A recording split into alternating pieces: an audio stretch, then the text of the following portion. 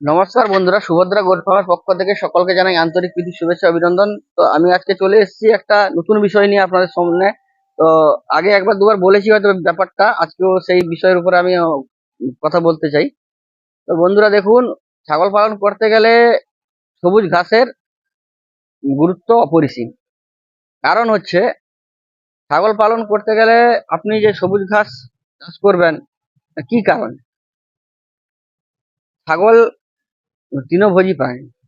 ছাগল সবসময় গাছের পাতা, ঘাস, গুল্ম জাতীয় লতা পাতা এইসব খেয়ে ও জীবন ধারণ করে। তো বন্ধুরা, অনেকে ভেবে আছেন যে আমরা খড় ভুসি আটা খাইয়ে ছাগল পালন করব। তো দাদা, এটা পুরো সিদ্ধান্ত খারাপ। কারণ হচ্ছে, এটা আপনাকে লসের সম্মুখীন হতে হবে। ছাগল খড় খেলে ছাগলের যে শরীরে যে ক্যালসিয়ামটা থাকে, ছাগলকে ক্যালসিয়াম দিতে হয় আমাদের। তো ছাগলের শরীরে যে ক্যালসিয়ামটা থাকে, এই ক্যালসিয়ামটাও খড় শুষে নেয়, নষ্ট করে দেয়। তো আপনারা সবুজ ঘাস চাষ করুন, ঘাস লাগান। হ্যাঁ, এবং আপনারা গাছের লতা পাতা, বিভিন্ন রকম পাতা, তুত গাছ, কাঁঠাল গাছ, সুবাবুল, হ্যাঁ, আপনার অশ্বত্থ বট, যে যা পাতা পান খাবার। তো আর একটা কথা হচ্ছে সাইলেজ। সাইলেজ খুব একটা ভালো জিনিস। তো যাদের ঘাসের কোনো লাগানোর জায়গা নেই বা ঘাসের বেশি জোগান নেই, ওনারা সাইলেজ খাইয়ে ছাগল পালন করতে পারে। তো সাইলেজের একটা কথা বলি। সাইলেজ হচ্ছে ভুট্টা থেকেও হয়, জারা থেকেও হয়। জারা গাছ থেকে সাইলেজ খুব সুন্দরভাবে হয়। আমার পেছনে যে গাছগুলো দেখছেন, ওটা জারা গাছ। খুব সুন্দরভাবে সাইলেজ হয়। তো আমি সাইলেজ কোনোদিন খাওয়াইনি যদিও। তো সাইলেজ তৈরি করার পদ্ধতিও জানি, এবং সাইলেজ কিভাবে হয় জানি। তো সাইলেজ একটা ছাগলকে খাওয়ালে হাইস্ট সারাদিনে আপনারা 1 থেকে 1.5 কিলো থেকে 2 কিলো পর্যন্ত খাওয়াতে পারেন একটা বড় ছাগলকে। তো সাইলেজ হচ্ছে এইরকম একটা জিনিস। ধরুন, আজকে একটা মুরগির মাংস কাটলো। হ্যাঁ, ওই মাংসটা আজকে যদি আমরা খাই, তো ভালো লাগে আমাদের। ঠিক আছে? সাইলেজ হচ্ছে আজকার আর ঘাস নয়।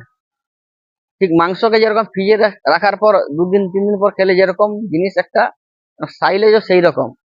ওটা পুরো ডাইরেক্ট ঘাস নয়। ঠিক আছে? ও ঘাসকে একটা প্রক্রিয়াকরণের মাধ্যমে ওটাকে সংরক্ষণ করা হয়, পরে ওটাকে খাওয়ানো যায়। ঠিক আমরা মাংস যেভাবে আজ না খেয়ে রেখে দিই ফ্রিজে, তারপর দিন খাই, বা আবার তারপরে একদিন খাই, এইরকম সিস্টেমে। তো হেও সেই রকম একটা জিনিস। হেকে শুকনো করে গাছটাকে রাখা হয়। তো আমি ভাববো যে সবুজ ঘাসের বিকল্প কোনো নেই। ঠিক আছে? সবুজ ঘাস খাওয়াতে গেলে আপনাকে ঘাস চাষ করতে হবে। মাঠ থেকে কত ঘাস কাটবেন বা মাঠ থেকে কত ঘাস জোগাবেন। তো আমার ঘাস 3-4 রকমের ছিল। তো পরপর কমিয়ে আমি এখন 3টা ঘাসে বেশি ফোকাস করছি। এক হচ্ছে জারা, হ্যাঁ, 2 হচ্ছে অজানা হাইব্রিড, আর হোয়াইট জার্মান। এটা জলের সময়, বৃষ্টির সময় আমার যোগান দেবে। আর জারাটা আমার শুকনো এবং শীতকালে যোগান দেবে। শীতকালে সব ঘাসের ফলন কমে যায়, কিন্তু জারা ঘাস শীতকালে বেপরোয়া ফলন হয়, প্রচন্ড ফলন হয়, যার কোনো হিসেব নেই। এবং জারা ঘাস বর্ষা হলে, অনেকে বলে যে জারা ঘাস বর্ষায় হয় না, জলে হয় না। জারা ঘাস জলে হয়। ঠিক আছে? জারা ঘাস জলে হয়। যদি জমিনে জল 5-7 ইঞ্চি 10 ইঞ্চিও দাঁড়িয়ে থাকে, জারা ঘাস হবে। তো ওই সময় ঘাসটাকে কাটা যাবে না।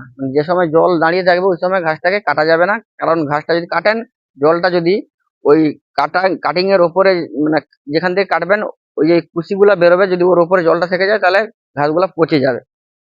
তো ও সময় কাটা হবে না। কিন্তু জল কম কম থাকলে বা ভিজা ভিজা থাকলে জারা ঘাস কাটবেন, আরো ফলন পাবেন। ঠিক আছে? জারা ঘাস কিন্তু জলে বাঁচে। তো এটা আমি পরীক্ষিত, এবং আমি জানি। তো জারা ঘাস তো জলে হবে। অজানা হাইব্রিড আর হোয়াইট জার্মান তো আপনার জলে হয়। তো আজকে আমি একটা দেখাবো। তো এগুলা কেটেছিলাম আমি, এই ঘাসগুলা 10-15 দিন, 10-12 দিন মতো আগে, এই ঘাসগুলা।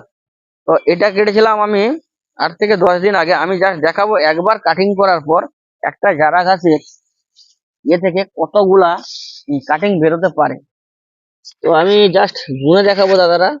1 2 3 4 5 6 7 8 9 10 11 12 13 14 15 16 17 18, 19, 20, 21, 22, 23, 24, 25, 26, 27, 28, 29, 30, 31, 32, 33, 34, 35, 36, 37, 38, 39, 40, 41, 42, 43, 44, 45, 46, 47, 48, 49, 50, 51, 52, 53, 54, 55, 56, 57, 58, 59, 60, 61, 62, 63, 64, 65, 66, 67, 68, 69, 70, 71, 72, 73, 74, 75, 76, 77, 78, 79, 80, 81, 82, 83, 84, 85, 86, 87, 88, 89, 90, 91, 92, 93,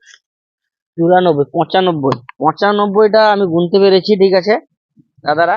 95টা কুশি বেরিয়েছে, মানে গাছ বেরিয়েছে। তো আরো বেরোবে, ঠিক আছে। তো 100টার উপরে এখান থেকে আবার নতুন চারা ঘাস বেরোবে। তো একটা কথা ভাবুন দাদারা, হ্যাঁ, যে তো কোনোটায় 40টা, 50টা, 60টাও বেরিয়েছে, হ্যাঁ। তো একটা কথা ভাবুন, যদি একটা বুদা থেকে 100 থেকে 150টা ঘাস হয়, হ্যাঁ, তাহলে কি পরিমাণ ঘাস হবে। তো আমি যতটা জানি, যদি এই ঘাসগুলার 5টা থেকে 6টা মানে কেটে দেওয়া যায়, মানে গুদা বলে আমাদের এদিকে, গুদা যদি কেটে দেওয়া যায়, তাহলে কিন্তু আমার মনে হয় একটা ইয়ং কাংড়া ছেলেও ওকে বোঝা করে নিয়ে যেতে একটু কষ্ট মনে করবে। তো এই যে আমি এখানে আমার অজানা হাইব্রিড ছিল, এটা আমি নাগল করে দিয়েছি, আজকে আরেকবার নাগল করব। তো পুরোটাই এটা আহ, যারা লাগাবো, ততদূর পর্যন্ত পুরোটাই যারা লাগাবো, কারণ অজানা হাইব্রিডটা আমি অন্য জমিনে ট্রান্সফার করে দিয়েছি ওইখানে। তো আহ, এই জমিনটাতে পুরোটাই আমি যারা লাগাবো। এটা আমার 20 ডিসমিল জমিন আছে, এখানে পুরোটাই যারা হবে।